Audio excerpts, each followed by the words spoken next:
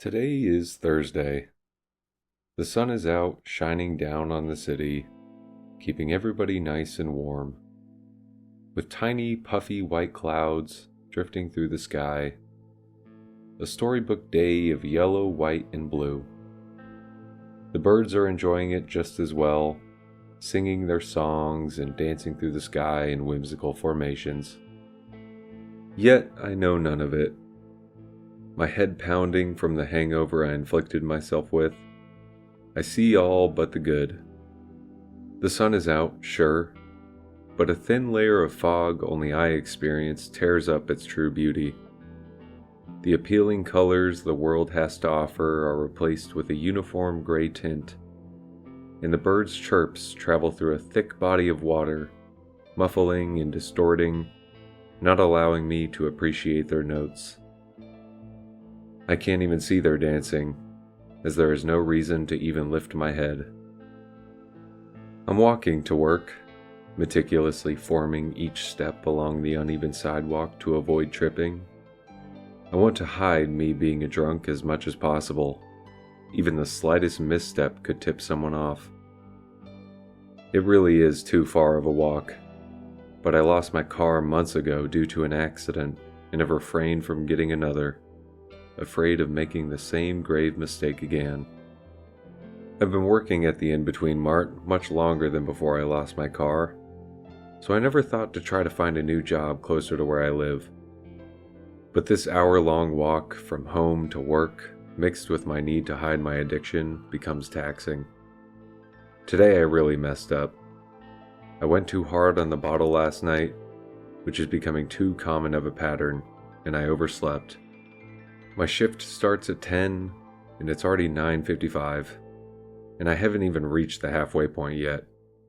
A long alleyway I cut through to avoid the homeless encampment on the 48th intersection, trying to evade the reminder of what could be. Why do I do this to myself? I'm 24 years old. People my age aren't made by any means, but they are moving forward, taking on challenges to progress their lives into what they want it to be. Meanwhile, I look back at my time after high school and I just see failed attempts and missed opportunities because of my overwhelming fear. I've been using the booze for 6 years now, progressively using more and more to drown out that fear and numb myself from the horrors of the world. Now I can't shake the memory of this accident. I can never take it back, looming over my head like a dark cloud, taunting me with insults of inadequacies. The guilt is overwhelming. But at least I've reached the halfway point now, making a little better time than I thought I would. As I step in the alley, I start verbally berating myself, knowing nobody can hear me to judge me. Stupid, stupid, I scolded myself. This is one of the last few things you have, and you're about to throw it away just to get messed up. Then I freeze, locked in place, not from fear, but from pure confusion. An incredibly bright crimson red door that I've never once seen in that spot before has just appeared. A heavy metallic door with fresh paint and not a single dent like the others in the alley would have. It's sitting in a spot that would normally just have a dilapidated brick wall. What could even be behind it? I've crossed through here 6 days a week for months and never noticed it. And there's no way they could have created a whole new entrance in that spot just overnight. It looks so out of place and doesn't quite feel right. But I have no time to question it, because I'm still incredibly late for work. I don't want to get chewed out any more than I already have to.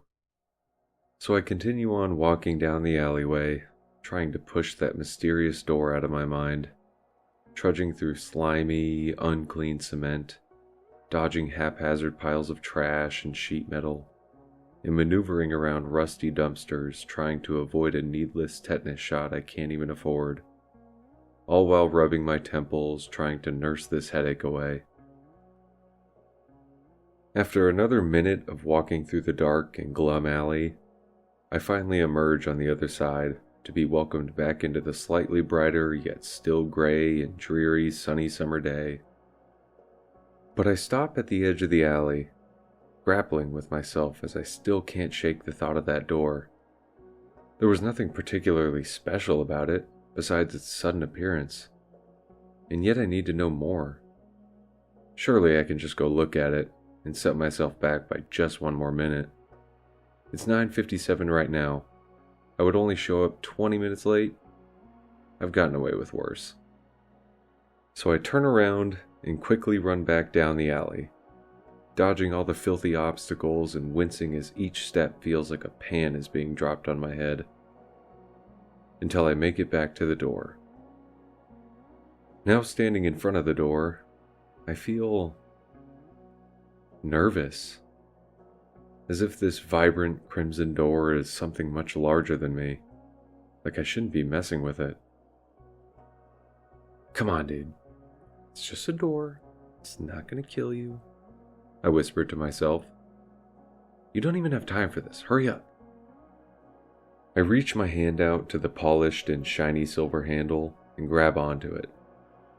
It's cool. Not freezing, but not scalding like you'd expect it to be on a day like this. Weird. I turn the handle and strangely enough it's unlocked. I slowly open it, half expecting to see the brick wall that was originally there, and someone put this door here as some prank. But no. An entire staircase leading down was dug into the wall. No lights or lamps guiding the way. Just rusting metal slabs for stairs and solid cement walls with cracks and chips following along. After what looks to be the 7th step, the rest of the way down is completely swallowed by darkness. Surely this can't be safe. This isn't going to be worth it, is it? I asked myself. But my curiosity has already brought me this far. Why give up on it now? Plus, I'm sure it's some storage room and I will have only wasted another 30 seconds. Maybe I can quiet my brain if I just look really quick. So I take a deep breath and step through the threshold of the door. Right as I cross through and step onto the staircase, all the noises of the city outside disappear, replaced with an eerie silence and a single drip of water splashing on a rock in the far distance down the staircase. I continue down the staircase, very slowly as my nerves about this place are starting to get very high, and just as I hit the 7th stair, before walking into the all-encompassing darkness, I turn back to watch the big red door eke to a close. The last thing I hear is the door latch shut, leaving me alone, now completely swallowed by the void. But I push forward. This isn't paranormal. Come on. This isn't paranormal, I say to try to reassure myself as I continue down the stairs. But I'm starting to lose confidence in that sentiment. This is quite the ways down. I haven't been counting, but I'd say I've gone down maybe 50 stairs. Still in complete darkness. As I travel further down the staircase, the dripping noise remains. No further, no closer, but now I also hear a calm whistle, as if there is a slight breeze down here. What the hell could I possibly be getting myself into? Then my foot hits the bottom.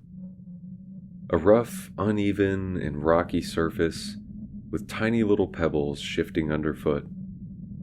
What kind of storage basement is this? I reach around through the overwhelming darkness with both arms stretched out, trying to find a nearby wall with some sort of light switch. But I can't find anything. I can't even feel the cement wall guiding me down the staircase. I can't even find the bottom step to the staircase anymore. I've become lost in the darkness. My heart starts to pound like crazy, and I begin to hyperventilate. I'm truly panicking now. How have I lost myself? I didn't step that far away from the stairs, did I? As I'm moments away from collapsing onto the ground and and breaking down into tears from sheer terror, I hear a calm voice only a few meters in front of me say, "Hello there." "Who's there?" I respond, my voice cracking and small. "Remain still, please, and calm yourself. Let me help you adjust," the mysterious voice said. Then a hand rests onto my shoulder, and in an instant, my vision clears, and the darkness vanishes. What's revealed to me is unlike anything I've ever seen. This is no storage basement, but a vast underground cave with no walls to contain its massive expanse. Only a thick haze acting as a curtain to the truly unknown size of this place. The roof of the cave is a far 30 meters above, covered in long, rough, and jagged stalactites, spreading all across the roof as far as I can see. The surface I stand on is shattering my understanding just as much as everything else. A slightly uneven and rough stone floor stretching to both my right and left in a straight line, and continuing on until also being swallowed by the thick fog. I say a straight line because only 5 meters before me is what looks to be a cliff. A sheer drop leading to God knows where, as the bottom is also being shrouded by the mist. Somehow, I didn't even notice him, as I was completely overwhelmed by the brand new scenery. But standing right in front of me must be the man who spoke. A towering figure, wearing a thick, baggy, dark robe. The only thing telling me he might be human is that he's standing upright. Other than that, no hands poking out of his sleeves, and his face completely enveloped in shadow, standing motionless. I gotta get out of here, my brain screams to me. And almost against my will, my instincts take over and I turn around to make a break for the staircase. But when I turn around, the reality of my situation becomes clear. What I thought would be the original staircase I came down on has been replaced with a smooth archway made of black marble with white streaks flowing through it, acting as an entrance to a staircase made of the same material that is leading back up. Only the steps are floating in midair, completely independently from each other, with a bone-chilling backdrop of a barren wasteland of the same floor I stand on now, with no end in sight. Everywhere I look, there is nowhere to go, no help to call on. The only reasonable escape goes against all of my understanding. I'm trapped. But then the man speaks again. "Would you not like the tour before you leave?" I pause for a moment, my heart pounding like a drum. "The tour?" I ask. "Where even am I?" This place has adopted many names over the multiple millennia. Hell, the Underworld, Naraka. "Only a matter of what human influence you follow," he said. "Wait. Are you saying I'm dead?" Finally he moves, shaking his head, and says, "No, not just yet. I don't know why you're here, but I will guide you on your journey nonetheless." "And you are?" "During my time on Earth, I was given the name of Marcus Aurelius, but since my passing I offered to serve under the wing of the Shepherd of the Dead, Charon, giving guidance to lost individuals," he responded. "What do you go by now?" I asked. "Phil," he said. "Seriously?" "No. That was my attempt at humor. Still not very good at it, I suppose. I still go by Marcus. Now we should get moving, William, so we can get you back to work on time." I shouldn't be surprised he knows my name with all things considered, but I still almost had a heart attack hearing it. This is terrifying. My instincts are telling me to make a break for the stairs and get as far away from here as possible, but my curiosity is stronger. So I swallow my fear and say, "All right, where do we go?" He responds by giving a slight nod, and waving his arm towards the edge of the cliff, as if beckoning me toward it. "You aren't wanting me to jump, are you?" I ask. Right after I say that, the solid rock at the edge starts to shift and break on its own, slowly protruding out over the edge, and molding itself into a staircase leading down into the chasm. Marcus turns towards the newly formed staircase and floats towards it, then stops right at the first step and says, "Just one more thing." He then turns and looks towards me and the staircase up and flicks the edge of his sleeve. Then behind me, the archway has a chain appear out of nowhere and wrap itself around it entirely, with a padlock click to tie it all together. "Did you just lock me down here?" I ask. "Can't have any more of the living come down here. Right this way, please." It's obvious I'm trapped down here for now. Might as well go along for the ride. So I followed him down the staircase. It feels like hours have passed since we've started descending down the staircase. I can't see the top of the cliff anymore, and I still can't see the bottom. I haven't even said anything to Marcus yet. I've been too focused on not falling over the edge of the steps. But I finally got impatient enough to ask him a question. "Where are we going?" "We are first going to Monotina, the first layer of hell," he said bluntly. "That's not vague at all. You can't explain it like I've been here before," I griped. He does what looks to be a shrug and says, "I'm sorry. Have I been a bad person or something? And this is like a glimpse into my punishment to try to scare me?" I ask. "You have made your mistakes, but you are no evil, and this is no glimpse into punishment. Something your priests and bishops have failed to convey to the masses is that the afterlife is no reward nor punishment.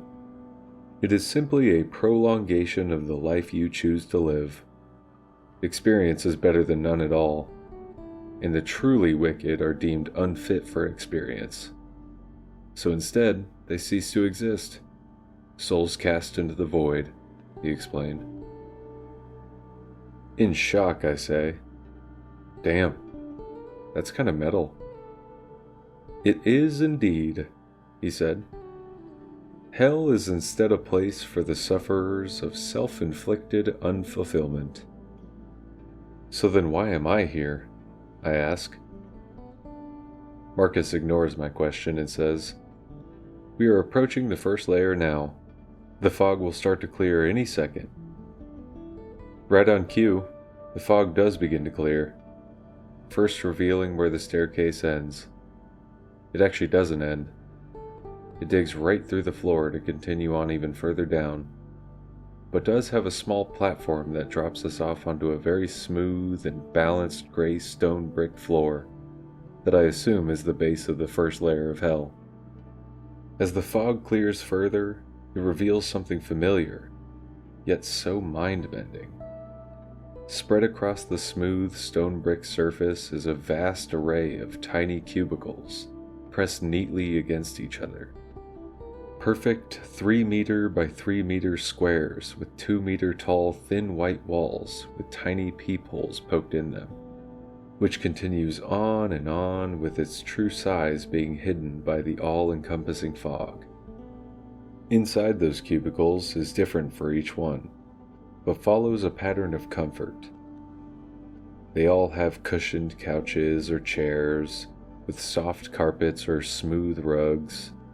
Some even have TVs or bookshelves filled to the brim with books. And each cubicle has a single, slightly translucent person in it. Some sitting on their couches watching TV or reading a book, some standing staring blankly at a wall or peeking through the holes to see what others are doing. But none of these boxes appear to have any way out. "Is this Monotina?" I ask. "Yes. The layer of hell for the unrealized." "What do you mean by unrealized?" I ask.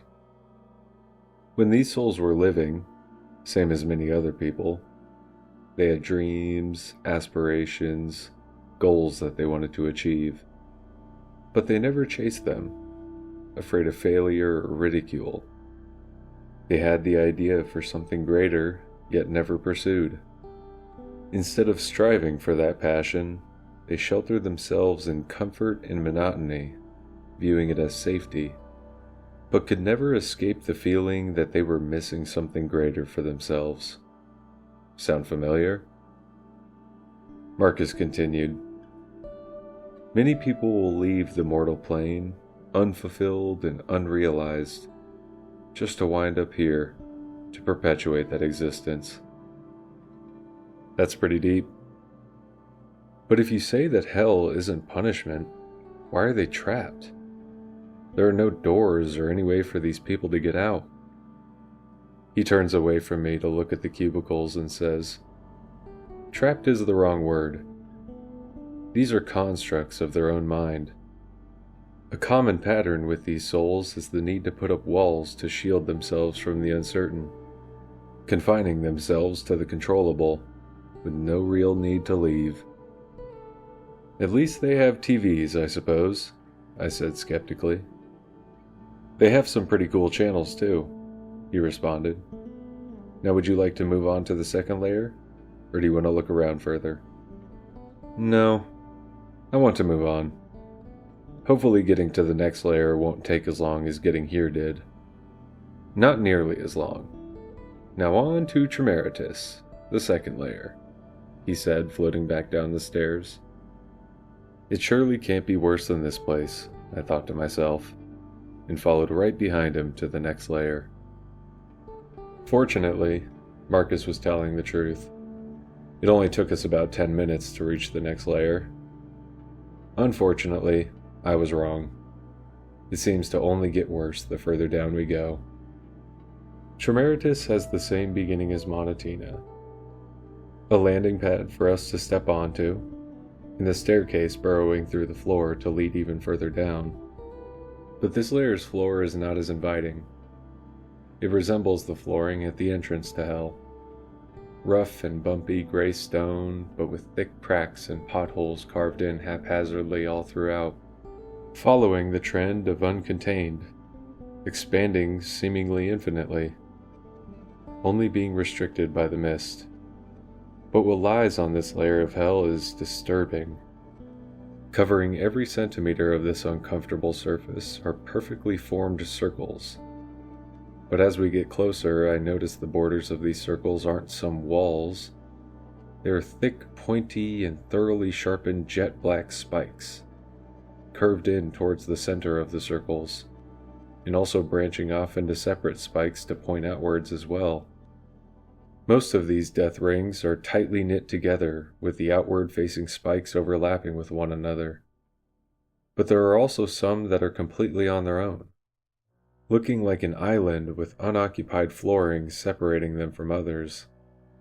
There appears to be a reason for their loneliness, as the outward-facing spikes look to be secreting some sort of bright neon green liquid that is slowly dripping down onto the floor, dissolving the stone surrounding them with crisp sizzles. And inside each one of these rings are more of the translucent souls. They look so scared. Most are crouching down onto the ground, burying their faces into their knees, or just slightly peeking their eyes over the tops. And very few, but mainly the ones inside of the acid spike rings, are souls standing upright, pointing around and shouting profanities at others. These poor people. What is happening here? I ask. Your sympathies are placed correctly. What you see here is the torment from unresolved trauma, he answered. Torment? I questioned. I thought you did no torturing here. Marcus paused for a moment, and then explained. Tenders of hell do no such thing. Many people in the world will experience trauma, varying in extremes. Natural responses to these experiences are to erect defenses in an effort to never allow it to happen again, while at the same time making it difficult to connect with people who pose no harm and actually seek to care, even evolving into a form of self-hatred, blaming themselves and viewing themselves as the problem, all while still longing for the embrace of others, a painful and unfair experience. How can you not consider this trapped? I ask. There are even people with poisoned spikes burning the ground around them. Some people find themselves so deep in their own trauma and so afraid that they spew venom and unsavories to keep people as far away as possible, he continues. No evil to it, only fear. I pause for a moment and look around at all these people, stuck and helpless. All I could think is that I see no way out. Marcus turns back towards the staircase and says, "Neither do they. But there is a way down. Shall we continue to the final layer?" Slightly shocked, I say, "Final layer it is." Now I know there's something he's not telling me. Everything I've seen so far, I'm struggling to believe these people aren't trapped or being punished. How can he say this is their own doing, like they have the choice in the matter, as if anybody would want to live like this, or even carry on into the afterlife like this? Even so, I carry on, and follow him down the stairs to the final layer of hell. After only a few minutes of traveling down the stairs, I decide to ask Marcus a question. "So what do you call this last layer?" "Vice," he answers. "Vice? No other fancy-sounding name?" "No, just Vice. The place for souls who outsource their pain, numbing through intoxication and other debauchery," he said. "Can't see how I'll relate to this one," I joked. "I can," he responded seriously. "Oh, you were joking. Sorry, I didn't pick up on that." "I noticed. Thank you," I said. "You're most welcome. Now, we are about to reach Vice. Please be careful. There are many hazards, and you are still very much living. Best we keep you that way," he said. I wonder what he means by hazards, but before I can question it further, it is answered for me. The fog clears much faster this time as we are a lot closer to the bottom than I even realized. Also this time around, instead of the staircase continuing on, it finally comes to an end, landing us in a small semicircle of smooth ashen rock, which looks to be the only stable land to stand on this layer. As I look out into the rest of the terrain, my heart hurts. A large, never-ending expanse of jagged and pointy stalagmites, ranging in heights between 20 centimeters to 3 meters, pointing in random directions. It's not only the spikes down here, there are also very large, thin, almost like billboards, made of ebony wood, defying physics and slowly floating just above the terrain, covered in what appears to be photographs. Photographs of people. Group photos, old people, children, sunsets, beautiful views.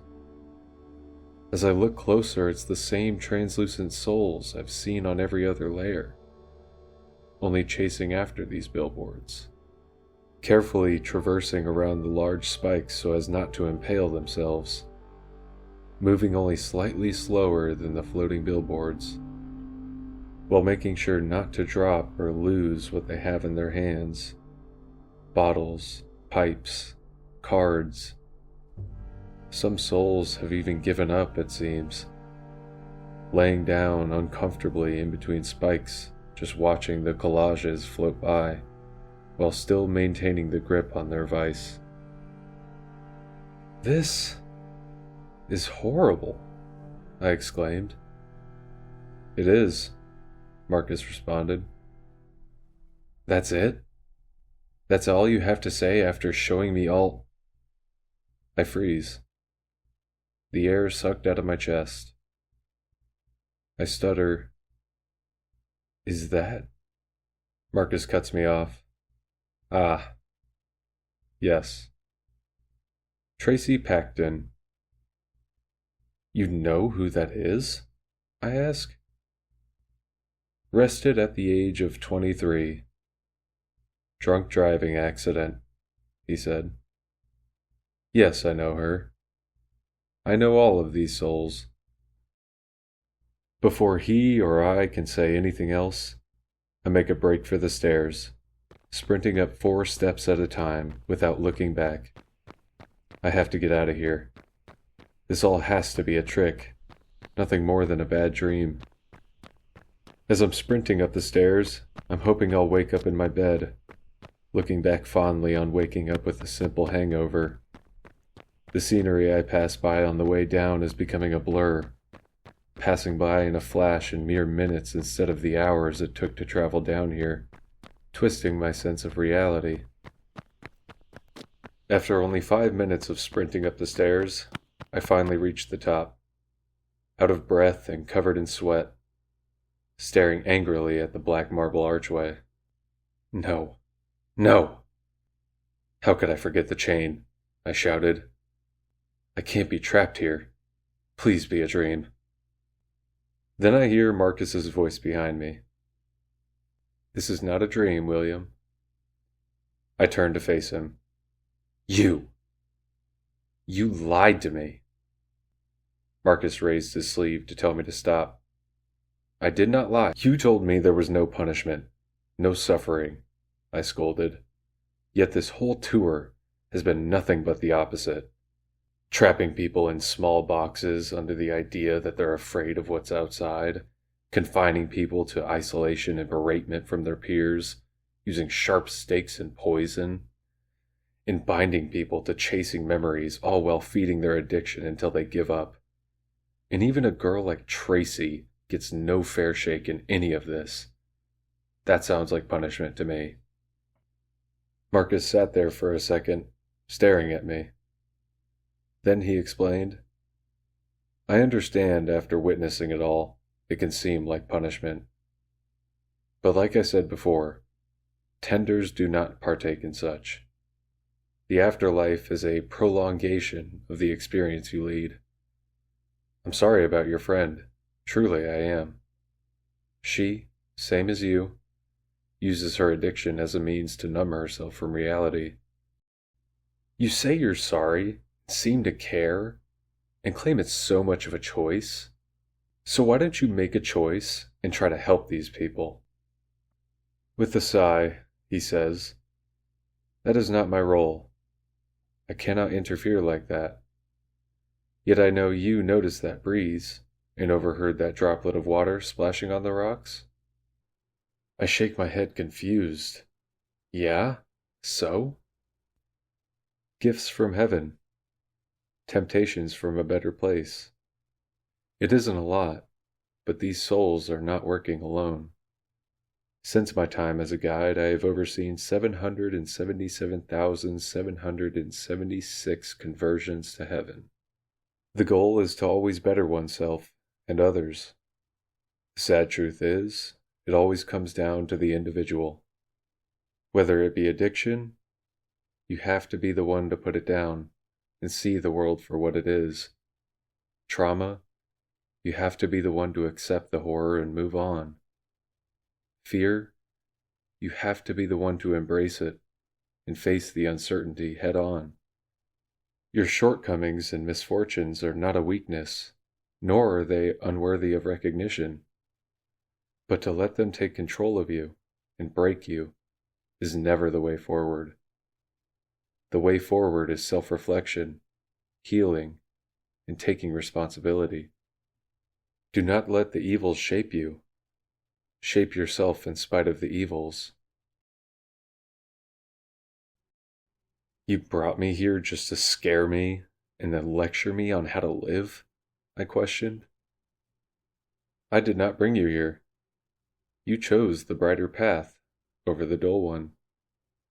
Now check the chain. I pause, processing everything he said. He's right, but I can't bring myself to agree. But I turn and walk towards the archway.